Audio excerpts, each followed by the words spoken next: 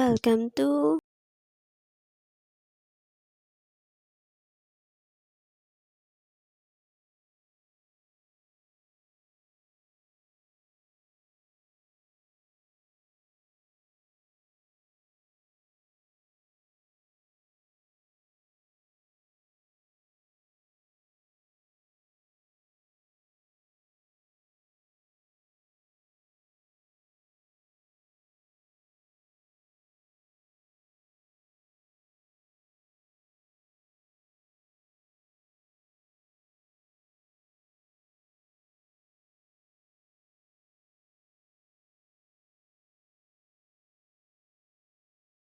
Pagdating namin ng Batangas ay nakita namin ang aming ate Silet.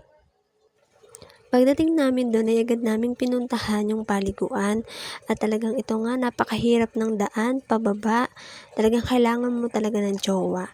At para sa may mga jowa at may mga asawa dyan, kailangan yung dalhin sila dito para naman meron kayong aalalay sa inyo. At yung mga wala naman jowa dyan at wala namang asawa, wag na kayong tumuloy, baka gumulong lang kayo. Charot!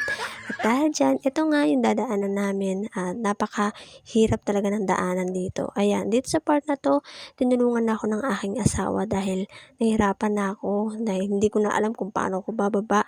Nakakatakot yung daanan pero worth it naman yan pagdating mo na dun sa paliguan kasi masaya naman dun sa paliguan at malinis siya tuwing umaga.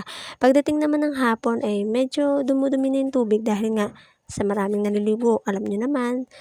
At ayun nga, ayan, pagbaba nga namin ay inaalalayan pa rin ako ng aking asawa. Ayan nga, o, diba, napaka-sweet niya. Ngayon lang yan. Joke.